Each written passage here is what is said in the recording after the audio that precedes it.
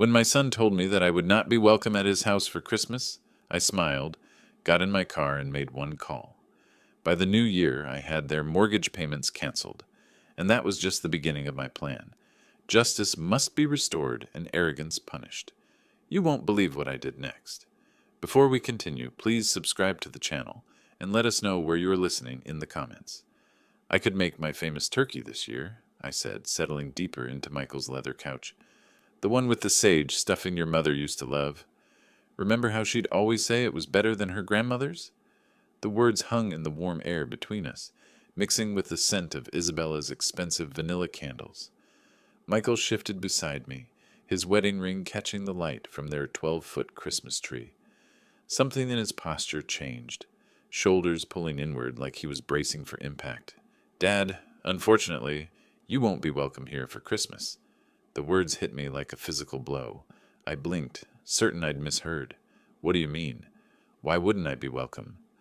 Michael couldn't meet my eyes, his gaze fixed on the marble coffee table, the one I'd helped him pick out last spring when Isabella decided their old furniture wasn't sophisticated enough.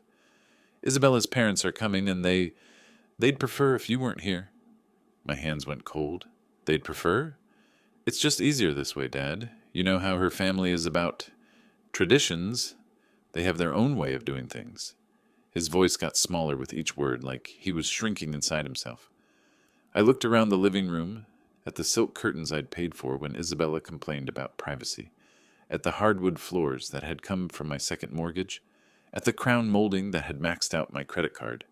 Every inch of this house bore my fingerprints, my sacrifice, my love for my son. Their own way, I repeated slowly. And what way is that, Michael? He flinched. Dad, please don't make this harder than it has to be. Through the kitchen archway, I could see Isabella's new KitchenAid mixer, the professional-grade one she'd insisted she needed for her holiday baking phase that lasted exactly 3 weeks. $2,000 of my money sitting there, probably used twice since October. Where will I spend Christmas, then? The question came out quieter than I intended. Michael's face crumpled.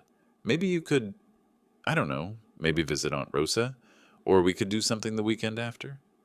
The weekend after. Like Christmas was just another appointment that could be rescheduled for convenience. I stood up, my knees protesting after 8 years of carrying this burden alone. I see. Dad, wait. But I was already moving toward the door, past the family photos where my face grew smaller and more distant in each frame, past the coat closet that held Isabella's $1,000 jackets. My hand found the doorknob, solid and cold under my palm. Son, I said without turning around. Tell Isabella's parents, I said, Feliz Navidad. The December air hit my face like a slap as I walked toward my truck. Behind me, I heard Michael call my name once, then the soft click of the door closing. Final. Absolute. I sat in the driver's seat for a moment, engine off, watching the Christmas lights twinkle in the windows of houses I'd never be welcome in. My phone buzzed, probably Michael wanting to smooth things over with empty promises and guilt. I didn't answer. Instead, I turned the key and drove into the darkness, leaving behind the warm glow of the house I'd bought, but would never belong in. The heater hummed against the December cold as I navigated the familiar streets toward home. South Hills sprawled around me, every neighborhood corner holding memories of the man I used to be, the one who believed family meant everything, who'd give his last dollar to see his son smile. That man was a fool. I stopped at the red light on 29th and Grand, watching a young father load Christmas presents into his SUV. His kids pressed their faces against the window, breath fogging the glass with excitement. Once upon a time, that had been Michael and me. Before Isabella, before I became nothing more than a walking ATM with inconvenient emotions, the numbers started rolling through my head like a broken slot machine. $2,800 every month for 5 years. My calculator had given up trying to make sense of it last spring when I'd finally added up the total, $140,000. More money than Maria and I had saved for our entire retirement. Gone. Just gone. I pressed the accelerator harder than necessary as the light turned green. The truck responded with a growl that matched my mood. 5th Street. That was where I'd refinanced my house. Our house, Maria's, and mine. to cover their down payment. The loan officer had looked at me with pity I hadn't recognized at the time. "Mr. Flores, are you sure about this? You're putting a lot at risk for someone else's investment." Someone else's investment? Not my son's future, not my family's security. Someone else's investment. Lincoln Street, the bank where I'd taken out a second mortgage when Michael lost his job 2 years ago. "Just temporary, Dad. Just until I get back on my feet." Isabella had stood behind him, $700 purse slung over her shoulder, nodding sympathetically while mentally calculating how much my desperation was worth. Nothing, as it turned out. My desperation was worth nothing to them. I pulled into my driveway, the one with the cracked concrete I couldn't afford to fix, because every spare dollar disappeared into their perfect suburban fantasy. The porch light flickered, another repair I'd been putting off. Inside, the house felt hollow without Maria's laughter, without the warmth of family gatherings that would never happen again. My phone rang as I fumbled with my keys, the shrill tone echoing off the empty walls. Isabella's name flashed on the screen, probably wanting to explain why I wasn't good enough for her parents' delicate sensibilities. Perfect timing. I'd been waiting 5 years to have this conversation. I answered on the fourth ring, letting her wait just long enough to wonder if I'd pick up at all. "Dennis!" Isabella's voice dripped with false sweetness, the same tone she used when asking me to cover their water bill or property taxes. "I heard about the little misunderstanding with Michael." "Misunderstanding?" I leaned against my kitchen counter, still wearing my coat. "I don't think there's any misunderstanding, Isabella. You made your position quite clear." "Look, I know this seems harsh, but you have to understand my parents' perspective. They're very traditional people. They expect a certain atmosphere during the holidays." "A certain atmosphere," I repeated. "And what atmosphere is that?" A pause. I could hear shopping bags rustling in the background. Probably spending money that should have gone to their mortgage payment. Money that was my responsibility, apparently. "Well, they're not used to your kind of cooking. All that spicy Mexican food and loud music. And frankly, Dennis, they're educated people. They expect conversations about current events, literature, art, you know." The words hit harder than a physical blow. 8 years of biting my tongue, of swallowing insults for Michael's sake, of pretending not to notice the way she looked at me like I was some kind of hired help. "My kind of cooking." My voice stayed level, controlled. "You mean the food you ate every Sunday for 3 years when money was tight? The tamales you said reminded you of your grandmother?" "That was different.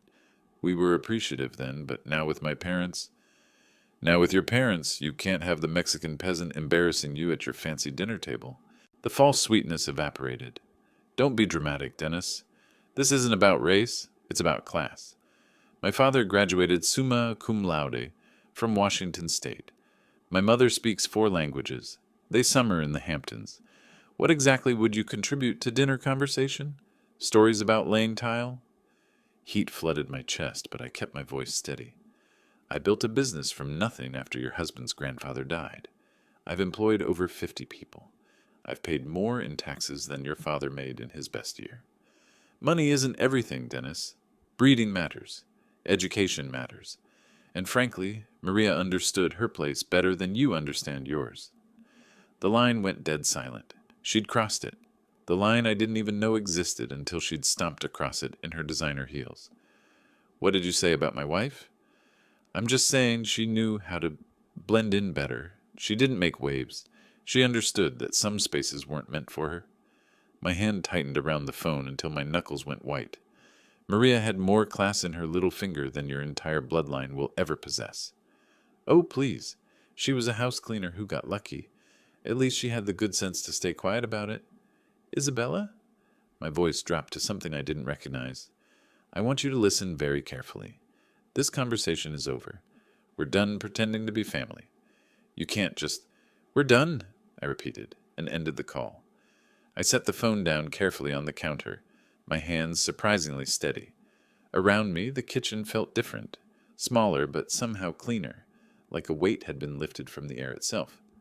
I walked to my desk in the corner, pulled out the manila folder I'd been avoiding for months. Bank statements, mortgage papers, 5 years of automatic transfers that had bled me dry while they lived like royalty. Time to stop the bleeding. Part 4. The first decision, canceling the mortgage. The documents spread across my kitchen table like evidence at a crime scene. 5 years of bank statements, each one showing the same automatic transfer. $2,800 on the 15th of every month, vanishing from my account into theirs. A paper trail of my own stupidity. I pulled out my calculator and started adding. The first year, $33,600. The second year, another $33,600. By the third year, I'd stopped buying myself new clothes. The fourth year, I'd started shopping at discount grocery stores. This year, the fifth year, I'd been eating peanut butter sandwiches for lunch to make ends meet. $143,400. Not counting the down payment, not counting the times I'd covered their utilities when Isabella's shopping addiction got out of hand. Not counting the new roof, the landscaping, the furniture that was essential for their lifestyle. I sat back in my chair, looking at the numbers until they blurred. Maria's life insurance money, my retirement savings, the college fund we'd started for grandchildren I'd apparently never be allowed to see. All of it gone, poured into a house where I wasn't welcome for Christmas dinner. I reached for my phone, scrolled through my contacts until I found the number for my bank. The automated system offered me options in English and Spanish. How thoughtful, how accommodating to people like me. Customer service, this is Jennifer. How can I help you today? I need to cancel an automatic transfer, I said, my voice steadier than it had been in years. Certainly, sir. I'll need your account number and some verification information. I rattled off the numbers, watched her type in the background. Professional, efficient, no judgment about why a 62-year-old man was canceling payments to what was probably his son's mortgage. I see the transfer you're referring to, Mr. Flores. $2,800 monthly to Wells Fargo, account ending in 7423. How long have you been making this transfer? 5 years. The words tasted bitter. And you want to cancel it effective immediately? I looked around my kitchen, at the outdated appliances I couldn't afford to replace, at the walls that needed painting, at the windows that leaked cold air because I'd spent my home improvement money on someone else's castle. Effective immediately, I confirmed. Done. The transfer has been canceled. Is there anything else I can help you with today? No, I said, surprising myself with how good the word felt. No, that's everything. I hung up and sat in the sudden quiet of my house. Outside, December darkness was settling over Spokane, Christmas lights twinkling in windows where families gathered without conditions, without judgment, without the need to hide who they were. For the first time in 5 years, next month's budget would balance. For the first time since Maria died, I could afford to fix my porch light, buy decent groceries, maybe even take a vacation. I gathered up the bank statements, the mortgage papers, all the evidence of my generosity. Then I walked to my fireplace, struck a match, and watched 5 years of martyrdom turn to ash. The fire felt warm on my face, warmer than I'd felt in years. My phone buzzed with a text message, probably Michael wanting to apologize, or Isabella, needing money for something essential like new throw pillows. I didn't check it. Instead, I poured myself a glass of the good whiskey, the bottle I'd been saving for a special occasion that never seemed to come. Tonight felt special enough. I raised my glass to the empty room, to Maria's photo on the mantel, to the man I used to be and the man I was becoming. Merry Christmas to me, I said, and meant it. Part 5. Isabella's Provocation. The next morning arrived crisp and clear, December sunlight streaming through my kitchen windows as I nursed my second cup of coffee. For the first time in years, I wasn't calculating how much money would disappear from my account in 3 days. The freedom tasted better than the Colombian blend I'd finally allowed myself to buy. My phone rang at exactly 10:47 a.m. Isabella's name flashed on the screen like a warning label. Dennis! Her voice carried that familiar tone of barely concealed impatience. I need you to pick up my parents from Spokane Airport. Their flight from Portland arrives at 2 o'clock. I set down my mug carefully, watching the steam curl toward the ceiling. Isabella, did you forget about our conversation yesterday? Look, Whatever that was about, we need to focus on practical matters now. My parents need transportation, and you're the only one with time during the day." The audacity was breathtaking. Less than 24 hours after telling me I wasn't worthy of sharing Christmas dinner with her family, she expected me to serve as their personal chauffeur. "And you're asking me because—" "Because that's what family does, Dennis. They help each other." Her voice sharpened with irritation. "Besides, let's be honest here. You're not my rival. You're too weak to be my rival. So just get in your truck and pick them up." There it was, the final insult wrapped in a command. "What airline?" I asked quietly. "Alaska Air, Flight 447. They'll be at baggage claim Carousel 3. And Dennis, they're expecting someone who can handle their luggage properly. Don't embarrass us."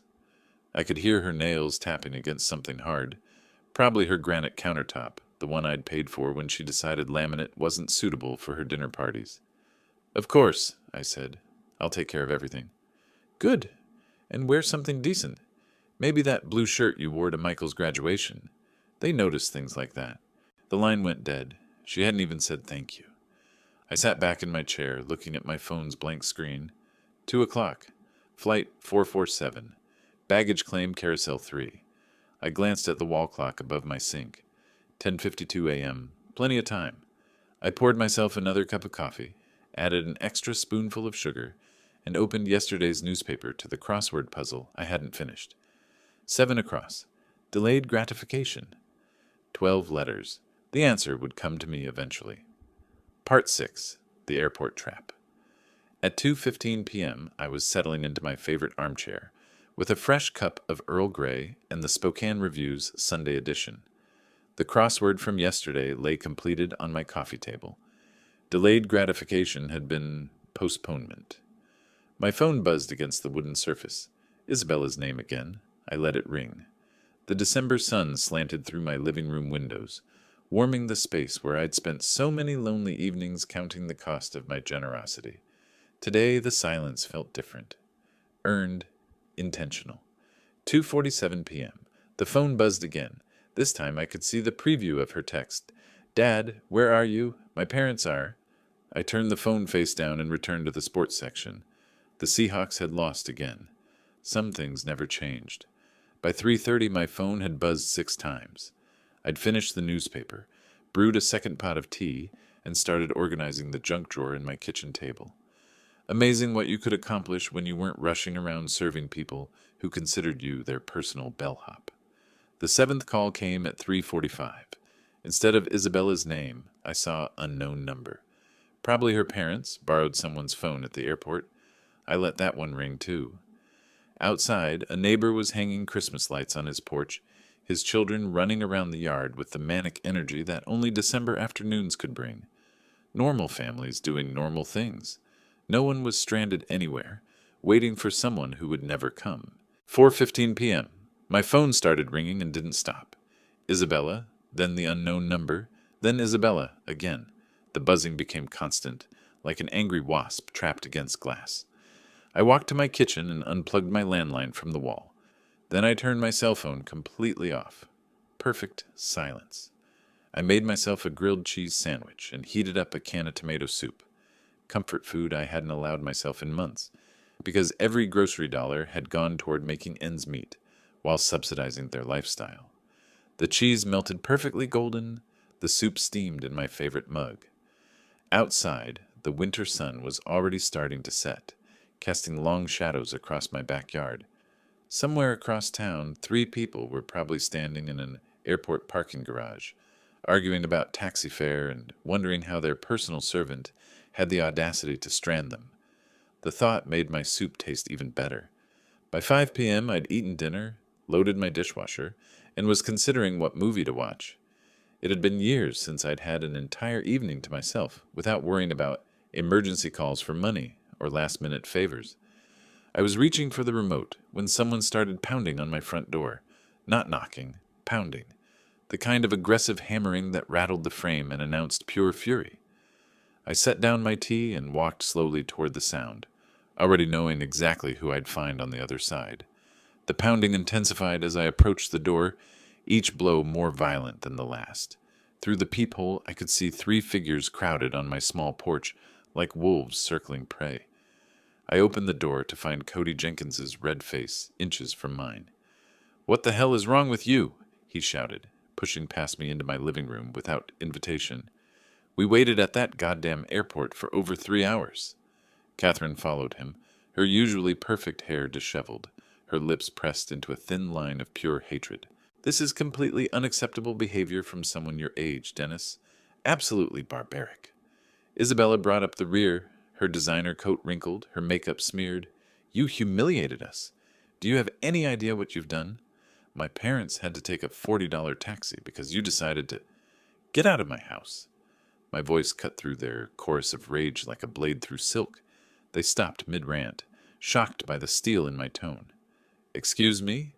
Cody's face went from red to purple. "You don't get to make demands here, buddy. Not after what you pulled today." "This is my house," I said quietly, not moving from my position by the door, "and I want you out. Now." Catherine stepped forward, her voice dripping with the kind of condescension she'd perfected over decades of looking down on people like me. "Dennis, you clearly don't understand the magnitude of your mistake. My husband has connections throughout this city. Business connections, social connections. You can't treat people like us this way and expect—" "This was a lesson for you," I interrupted, meeting her gaze steadily. "A lesson about your excessive arrogance and your poor treatment of people you consider beneath you." Isabella's mouth fell open. "A lesson? Who do you think you are to teach anyone anything? You're nobody. I'm someone who finally stopped being your personal bank account and taxi service." I stepped aside and held the door open wider. "The lesson is over. You can leave." Cody jabbed a finger toward my chest, but didn't quite dare touch me. "You have no idea who you're messing with, old man. I've been in this town longer than you've been breathing its air. I know people, important people, people who can make your life very, very difficult." "Is that a threat, Mr. Jenkins?" "It's a promise." His voice dropped to a menacing whisper. "You think abandoning elderly people at an airport is just something you can do without consequences? You're about to learn exactly how wrong you are?" Catherine nodded, her smile sharp enough to cut glass. "Indeed. Actions have consequences, Dennis, and yours will be quite public." Isabella grabbed her father's arm. "Daddy, let's just go. This pathetic old man isn't worth our time." They filed out of my house like a defeated army, but Cody turned back at the threshold. "You'll regret this," he said. "I guarantee it." I closed the door behind them and turned the deadbolt with a satisfying click. Through the window, I watched them pile into their rental car, still arguing among themselves as they drove away into the December darkness. The house felt cleaner with them gone, as if their presence had left a stain that was only now lifting, but their parting words echoed in the sudden quiet. Public consequences, important people, connections. I walked back to my living room and picked up my tea, still warm in its mug. For the first time in this whole mess, I felt something that might have been concern, but it was overwhelmed by something much stronger: anticipation. 3 days later, I was enjoying my morning coffee and scanning the Spokane Review when I saw my own face staring back at me from page 3. The headline read, "Spokane Businessman Abandons Elderly Couple at Airport During Holiday Storm." My hands went still around the coffee mug. There I was, in black and white, an old photo from my company's website, probably 5 years out of date. Below it, a story that made my blood run cold and my temper flare in equal measure. Cody and Catherine Jenkins, visiting their daughter for Christmas, were left stranded at Spokane International Airport for over 4 hours Sunday when family member Dennis Flores failed to appear for a prearranged pickup. The couple, both in their late 50s, waited in frigid temperatures as a winter storm warning was issued for the region. Winter storm warning. It had been 52 degrees and sunny. "We couldn't believe someone would just abandon us like that," said Cody Jenkins, a retired banking executive. "We called repeatedly, but Mr. Flores never answered his phone. We were forced to take an expensive taxi in dangerous weather conditions. At our age, this kind of treatment is not just inconsiderate. It's dangerous." The article continued with quotes about my pattern of erratic behavior and concerns about my mental state. Cody had painted himself and Catherine as helpless victims of a cruel old man who'd suddenly snapped without provocation. No mention of the Christmas dinner rejection, no context about Isabella's demands or their years of financial exploitation. Just me, the villain who abandoned poor elderly tourists during a blizzard that existed only in Cody's imagination. I set down my coffee and read the article again, slowly, then a third time. The byline belonged to Patricia Morrison, lifestyle editor. I didn't recognize the name, but I recognized the strategy. Cody had called in favors, used his banking connections to get this story placed exactly where it would do maximum damage to my reputation. Smart, very smart. For the first time since this whole mess started, I felt a grudging respect for my opponents. They weren't just entitled trust fund babies throwing tantrums. They were strategic, calculating. They understood that in a small city like Spokane, reputation was everything. One well-placed newspaper article could destroy decades of hard work. They'd declared total war. I folded the newspaper carefully and set it aside, my mind already shifting into the methodical planning mode that had built my business from nothing. This wasn't about airport pickups anymore. This wasn't about Christmas dinner or mortgage payments. This was about winning. I pulled out my laptop and began typing names into search engines. Cody Jenkins, Catherine Jenkins, Isabella Flores, their social media profiles, their connections, their habits, their weaknesses, everything they'd foolishly made public over the years. If they wanted to play chess, I'd show them what a real strategist looked like. I glanced at my wall calendar. December 18th. 7 days until Christmas. 7 days to plan something they'd never forget. I spent the next 3 days living in a different world. Not the world where I was Dennis Flores, the broken-down old man who let his family walk all over him. This was the world where I was Dennis Flores, businessman, strategic thinker, someone who'd built something from nothing and wasn't about to let a bunch of entitled parasites destroy what I'd worked 40 years to build. My laptop became command central. Social media profiles filled my browser tabs like playing cards in a high-stakes game.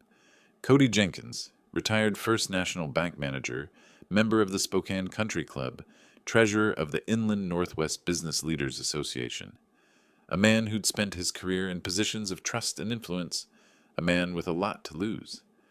Catherine's Instagram painted a perfect picture of refined living, charity luncheons, wine tastings, vacation photos from Coeur d'Alene tagged with Chash Blessed Life. Every post carefully curated to project success and sophistication. Comments from friends praising her elegant taste and inspiring lifestyle, all built on other people's money, including mine. Isabella's Facebook timeline told the real story. Posts about our beautiful home with photos of the kitchen I'd paid for. Check-ins at expensive restaurants during the months when I'd covered their utility bills. A status update from last week. So excited for Christmas dinner with family. Can't wait to show off our hosting skills. Our hosting skills. Our home.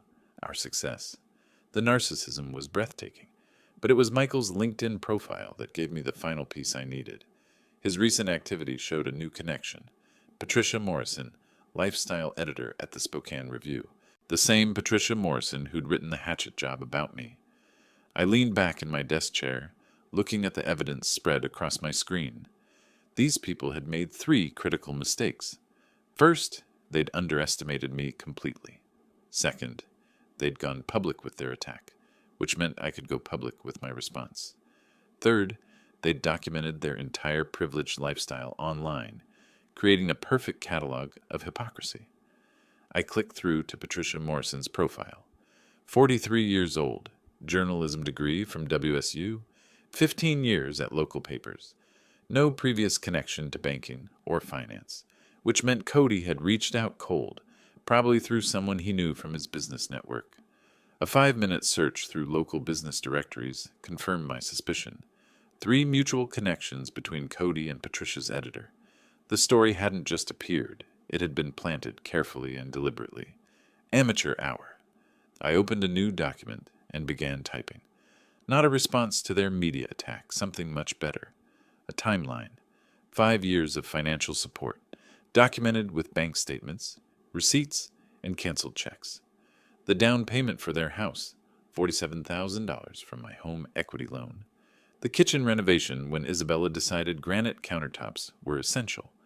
$18,000 from my credit card, 60 monthly mortgage payments of $2,800 each, $168,000 and counting, $250,000, more than I'd spent on myself in the last decade. My phone buzzed with a text from a number I didn't recognize. Probably Isabella, trying a new angle. I ignored it and kept working. By evening, I had everything organized in a manila folder thick enough to choke a horse. Bank statements, receipts, photos downloaded from their social media showing off purchases I'd funded, a printed copy of the newspaper article with my handwritten notes in the margins, documenting each lie and distortion. I looked at my wall calendar. December 24th was circled in red, not because it was Christmas, but because it was the perfect day for justice. According to Isabella's Facebook events, they were hosting Christmas dinner for 12 people. Family friends, neighbors, members of their social circle. The kind of people who read the Spokane Review and formed opinions based on what they saw there. The kind of people who deserved to know the truth.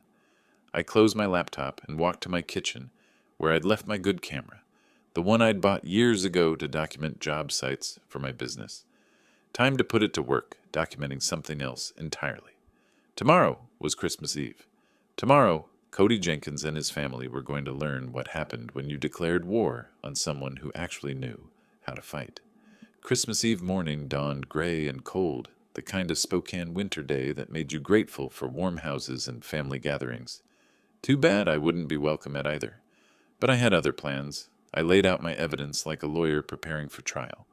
Bank statements organized by year, each monthly payment highlighted in yellow. Receipts arranged chronologically, showing the pattern of my support for their lifestyle. Photos printed from their social media. Isabella's new jewelry, their vacation photos, the expensive Christmas decorations currently adorning the house I'd helped them keep. All of it copied 12 times, one for each dinner guest. The newspaper article went on top of each stack, my red pen notes visible in the margins. Lie written next to Cody's quotes about dangerous weather. False, beside the claim about my erratic behavior. Missing context, highlighted where they'd failed to mention 5 years of financial support. I dressed carefully in my best suit, the navy blue one I'd worn to Maria's funeral, pressed and ready for another kind of farewell. Today I was saying goodbye to the man who'd been a doormat for his family. Tonight, I'd be someone who commanded respect. At 6:30 p.m., I loaded my briefcase with the evidence packets and drove to Kendall Yards. Their house glowed with warm light, cars filling the driveway and lining the street. Through the front windows, I could see figures moving around the dining room, Isabella playing hostess in the home my money had helped them buy. I parked across the street and checked my watch. 6:45. Perfect timing. Late enough that everyone would be seated for dinner.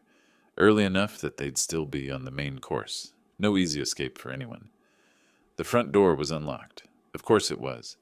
Isabella loved to show off how safe their neighborhood was, how they didn't need to worry about security, like people in rougher areas. I let myself in quietly, the warm air hitting my face along with the sounds of laughter and conversation from the dining room.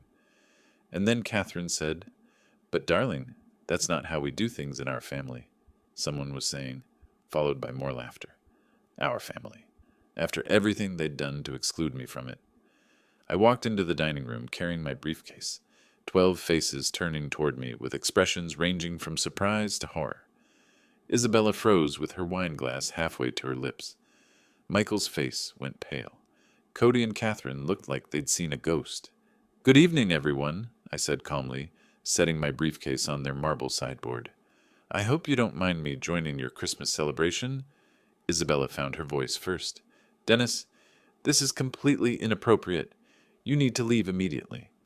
"Actually," I said, opening my briefcase and pulling out the first stack of papers, "I think your guests deserve to know who really paid for this dinner, this house, and this lifestyle you've been showing off."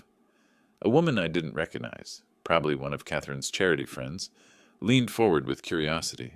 "What is he talking about, Isabella?" "He's having some kind of episode," Isabella said quickly. "Michael, call someone." But I was already moving around the table, placing a packet of documents in front of each guest.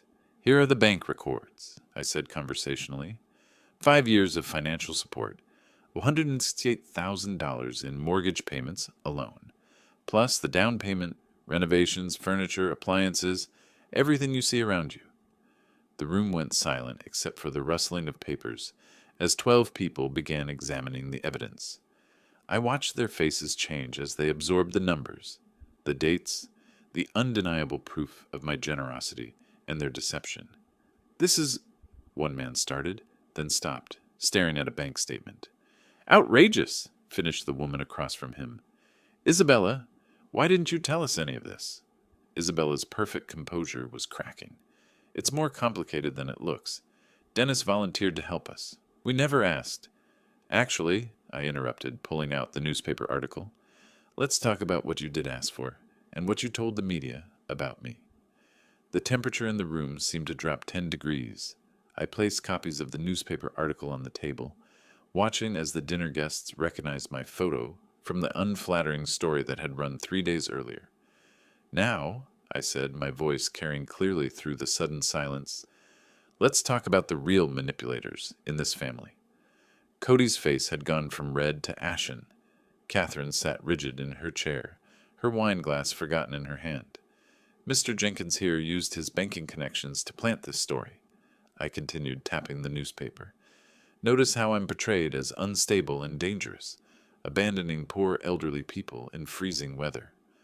A gray-haired man in an expensive sweater looked up from the article. "Cody, what is this about?" "The weather was 52 degrees and sunny," I said before Cody could answer. "And they weren't stranded tourists. They were Isabella's parents, coming to the Christmas dinner I'd been banned from attending because I wasn't good enough for their company." Catherine finally found her voice. "That's not... We never said..." "You never said what, Catherine?" I pulled out my phone where I'd screenshotted several of Isabella's social media posts. "That I was too low-class for your parents? That my Mexican food and working-class conversation would embarrass you in front of your educated friends?" The woman I'd identified as one of Catherine's charity friends shifted uncomfortably. "Catherine, surely you didn't..." "He's twisting everything," Cody blustered, but his voice lacked conviction. "This man has serious mental health issues. The stress of aging, financial problems..." "Financial problems?" I almost laughed. "Mr. Jenkins, I've been supporting your daughter and son-in-law to the tune of nearly $3,000 a month for 5 years. The only financial problems here are the ones you're about to have." I turned to address the entire table. "These people have taken $200,000 from me while calling me names behind my back. They've manipulated my son against me, banned me from family gatherings, and when I finally stood up for myself, they tried to destroy my reputation in the newspaper." Michael spoke for the first time, his voice barely above a whisper. "Dad, I didn't know about the newspaper." "Your wife knew," I said quietly, "and her parents orchestrated it. They turned me into a villain for refusing to be their personal ATM and chauffeur." The social dynamic in the room was shifting like tectonic plates. I could see it in the guests' faces, the gradual realization that everything they'd been told about tonight's generous hosts was built on lies. "This is unconscionable," said an elderly woman in pearls staring at the bank statements. "Cody, how could you let your daughter take advantage of this man's generosity, then attack him publicly when he stopped enabling it?" Cody's carefully maintained facade was crumbling. "You don't understand the full situation." "I understand perfectly," the woman interrupted. "This man has been supporting your family financially while you treated him like hired help. And when he finally said no, you tried to ruin his reputation." Catherine's voice came out strangled. "He abandoned us at the airport. After you told me I wasn't welcome at Christmas dinner because my presence would be inappropriate for your parents," I said calmly. "After 5 years of paying their bills while you looked down on me for my ethnicity and education level." The silence was deafening. 12 people staring at Cody and Catherine with expressions ranging from disgust to embarrassment for having associated with them. Isabella made one last desperate attempt to control the narrative. "Everyone, please. This is a family matter that's gotten out of hand." "No," I said firmly. "This stopped being a family matter when you made it public, when you used the newspaper to attack my character, when you decided my reputation was acceptable collateral damage for your pride." I looked around the table at faces I didn't recognize but who now knew exactly who I was. "I wanted you all to know the truth before you read about Dennis Flores in the paper again. Because you will read about me again, but next time it'll be the real story. I closed my briefcase and straightened my tie. Enjoy the rest of your dinner. It's the last one I'll be paying for. As I walked toward the door, I could hear the eruption beginning behind me. Voices raised in accusation, questions demanding answers, the sound of a carefully constructed social facade falling apart. It was the most beautiful Christmas music I'd ever heard. The letter arrived on a Tuesday morning in March, delivered by certified mail with the weight of legal consequences behind every word. I signed for it at my front door, noting how the spring air smelled of new growth and possibility instead of the winter desperation that had marked those dark December days. Notice of default, the envelope read. Final demand for payment. Inside, 3 months of missed mortgage payments had caught up with Michael and Isabella like a tsunami of reality.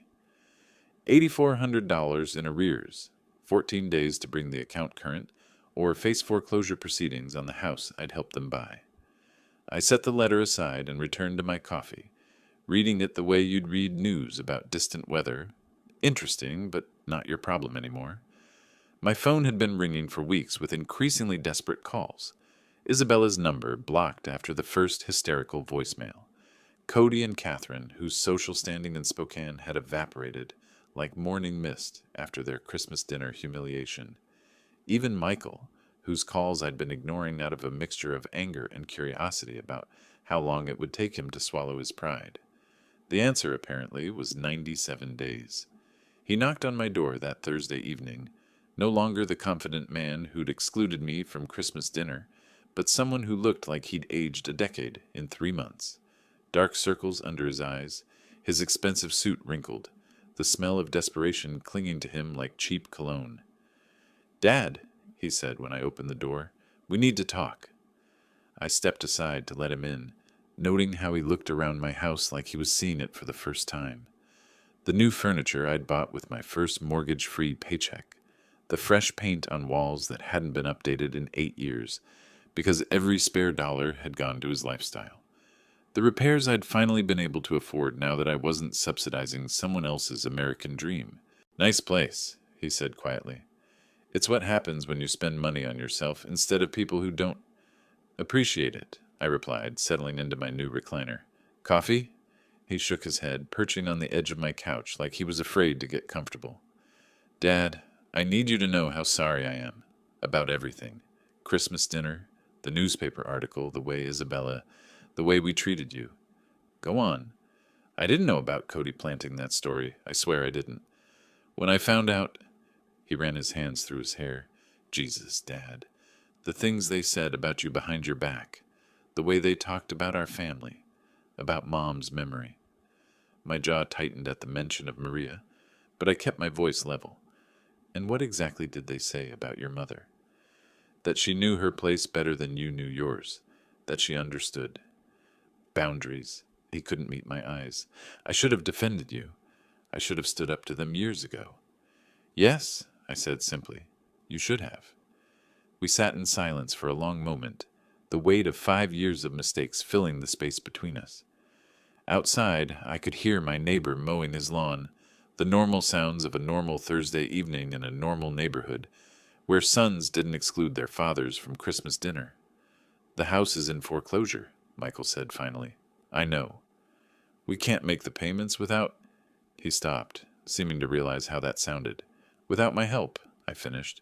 "Without the money I was sending every month while you let your wife's family treat me like garbage. I know how it looks." "Michael." I leaned forward, making sure he was looking at me. "Do you know how much money I sent you over 5 years?" He nodded miserably. Isabella calculated it after Christmas. The mortgage payments, the down payment, everything else. Over $200,000. $237,468, I corrected. "I know the exact amount because I finally did something I should have done years ago. I added it up." His face crumpled. "Dad, I'm so sorry. I don't know how to fix this." "You can't fix it, son. That money is gone. But more importantly, those years are gone. 5 years when I could have been building a relationship with you instead of funding your wife's fantasy life." I know that now."